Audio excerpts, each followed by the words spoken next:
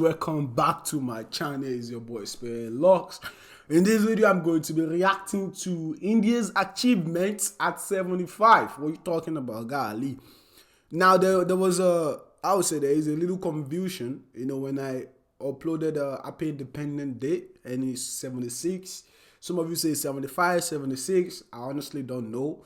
But yeah, so I apologize about that. What are you talking about? But yeah, a lot of you want me to check this out. So, let's check it out, man. What are you talking about? It's the eve of India's 76th birthday. 75 years ago, at midnight, India made a tryst with destiny. An independent India was born. It was drained, divided, but desperate to make it on its own. How has the journey been so far? Tonight, we'll look at India's achievements at 75, the success stories at 75. Best news on Hello and welcome to Gravitas Plus. I'm Palki Sharma Upadhyay. There's so much to talk about. It's been a stupendous journey of 75 years. We decided to start with the economy. Okay. The British Crown looted $45 trillion from India. From raw materials to the Kohinoor diamond, the British took all. They also exploited all. The thumbs of Indian weavers were cut off. I don't like to pause, but isn't this crown that the British is trying to return back to India now? You all let me know. I read the news about something relating to this like a while ago, but you all let me know, man. But I apologize for pausing. The British took all. They also exploited all. The thumbs of Indian weavers were cut off. Indian peasants were crushed. The brightest jewel in the British crown was left with the prospect of a dim future. Britain deindustrialized India. At the time of independence, India's per capita income was 230 rupees. That's $2.89. The average income was 1/15th of what an average American earned. There was poverty, hunger. The task before India was to lift itself, and it did. There was rapid industrialization, 3 successful revolutions, green, white and blue. India opened itself to the world, globalized its economy, privatized its banks. 75 years later, India is one of the world's leading economies. Of course. From less than $3, India's per capita income has grown to almost 2,000. Its share in the world GDP is 3.28%. 7 decades back, India was an import-dependent country. Today, more and more global companies are making in India, and Indian companies are making a mark globally. India is becoming a force to reckon with in more ways than one. Let's go. It brings us to geopolitics. India successfully navigated the Cold War. It became a political force for decolonization. India liberated Bangladesh. It reached out to Africa, successfully dehyphenated Israel and Palestine, stuck strategic partnerships with the Gulf. India isolated Pakistan. When India and Pakistan had a dogfight, the world supported India. When Pakistan tried to make an issue out of Kashmir, the world again supported India. Let's go! Today, world powers see India as an important partner, a leading voice in multilateral forums, the face of peace, the loudest cheerleader of counter-terrorism. Of course, the journey has not been easy. Right after independence, India made some bad decisions, like letting go of a Security Council seat. Then there were security challenges. 1948, Pakistan's incursion into Kashmir. 1962, the war with China. 1999, the war in Kargil. The current standoff in Ladakh. But on every such occasion, India showed the world that it's capable of defending itself, capable of resisting any attempt to redraw its map. India has taught the world tolerance, universal acceptance, and none of it was easy.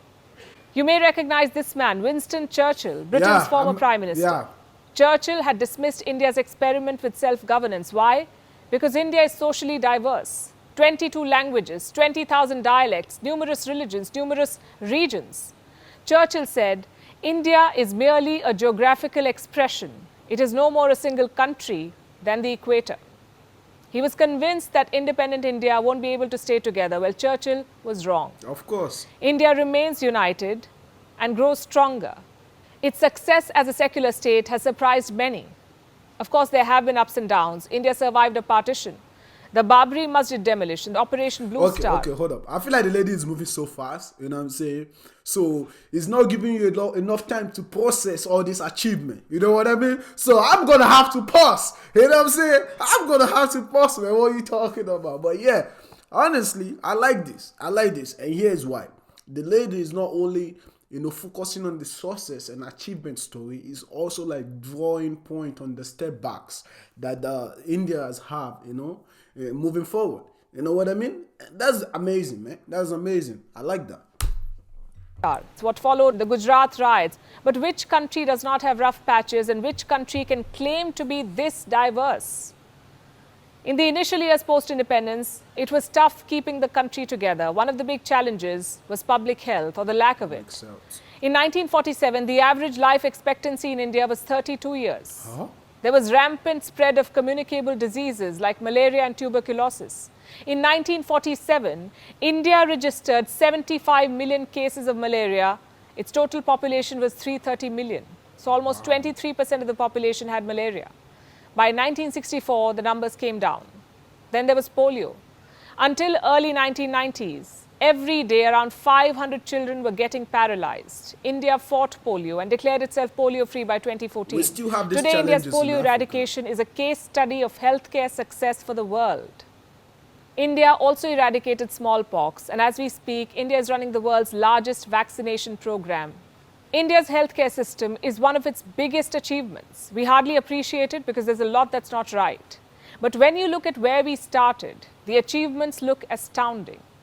Around the time of independence, 2,000 mothers died for every 1 lakh childbirths. 2,000. Today that number is down to 103. Also look at the increase in life expectancy. It's over 100%. This is one of the most important indicators of human development. Today, India is called the world's pharmacy. It exports medicines to 200 countries and regions. Another feather in the cap is technology. India decided to go to space just 17 years after independence. It set up INCOSPAR, or Indian National Committee for Space Research. India's first rocket launch happened in 1963 from a town called Thumba. The rocket parts were transported on bicycles and bullock carts. Wow, that was a mass! This is how India's space journey began. Today, India is a well-established space power. It has reached Mars. Today, India is unfurling the tricolour in space to mark 75 years of independence. Do you know India was also the first country outside the permanent UNSC members to test a nuclear bomb? And it did this despite the world's best efforts. Reports say the CIA killed an Indian scientist to roadblock the nuclear journey. The US had even deployed a satellite over India to spy. So work on the nuclear test was mostly done during the night, and equipment would be returned to the original place in the morning to evade detection by American satellites. Code names were used. The thermonuclear device, for example, was placed in a shaft named White House. On the 18th of May 1974, India took the world by surprise. It became a nuclear power. The operation was called Smiling Buddha. The director of India's nuclear... I know Smiling Buddha in the US. What are you talking about? I see it in some restaurants. And there was this, like, I was told once that, like, if you rub the stomach, you know what I'm saying, you'll have a good wish or something like that. You all let me know if that's wrong, you know, because... You know, they spread a lot of stuff here. It became a nuclear power. The operation was called Smiling Buddha. Smiling Buddha. The director of India's Nuclear Research Institute, Raja Ramanna, told the then Prime Minister Indira Gandhi, Buddha has smiled. How did India achieve all of this? 1. Democracy. 2. Literacy. From the very first day of independence, every adult in India had the right to vote. And just for reference, it took the US 150 years of independence to adopt universal adult franchise. In the last 75 years, India's population has grown from 370 million to 1.4 billion. States have been reorganized, but the sanctity of elections has never been compromised. They're chaotic, yes, they're controversial, but they're held without fail every 5 years. Voters queue up in front of booths, some cast their vote, some vote their caste, but all of them exercise their right. And there have been dark periods. Like the emergency in 1975, then Prime Minister Indira Gandhi was facing protests. Her future in office was uncertain, so she declared a 22-month-long emergency. Democratic institutions were attacked, politicians were locked up, the press was censored. But it did not last. And that's the thing about India's story. It's far from perfect.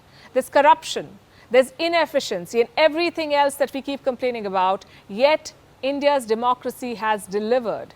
It has alleviated poverty, built world-class infrastructure, and sent Indians to space, to win gold medals and beauty pageants, and to lead the world's biggest companies. Literacy has played an important role here. When India became independent, 4 out of 5 people could not read. The literacy rate was around 12%. For India to grow, it had to educate its people. It made free education a fundamental right. Schemes like Sarv Shiksha Abhiyan and midday meal ensured that children found their way to schools. India expanded its educational infrastructure. In 1947, India had only 28 medical schools, 4 dental colleges, and 33 engineering colleges. Look at the numbers today. The India that could neither read nor write is now the world's biggest talent pool. Top engineers, doctors, Indian origin CEOs all bear testimony to India's growth and transformation. Today's India is home to 1.4 billion people. It is progressive, yet rooted in its culture and values. It is home to the world's youngest population, the world's largest democracy, the world's largest film industry, the world's largest diaspora population, the second largest road network, a leader in climate action, a market that every company wants to enter, and a strategic force that every government wants to partner. Today, as India celebrates its historical achievements, it also has a clear vision of the future. This is India at 75. Let's go! Let's go, man! What are you talking about? I love listening to success story like this. You know what I mean? Success story like this. I love it. What are you talking about, man? Majority of the time, when people are giving you, their success story, they only focus on the good things. You know what I'm saying? The good thing, that's all they only focus on. Like this lady right here, like literally touch on every single thing, man. And don't forget, you know what I'm saying? Don't forget, man. Majority, you know what I'm saying, of the big companies today, they are leaders. They're CEOs, you know what I'm saying, from Indian or have Indian origin or heritage. Is that how you say it? Yes. What are you talking about, man? Golly. I swear to you, man. She said it's not an easy part. You know what I'm saying? It hasn't been an easy part. But guess what? The country, the country, you know what I'm saying, the nation, keep pushing forward. You know what I mean? They keep pushing forward, man. That's amazing, man. But yeah, you let me know what you think about this. I will say Happy Independence Day, but that's a couple days ago. And I already make video about that. What you talking about? So, hey, I will see you in my next video. God leave, eh?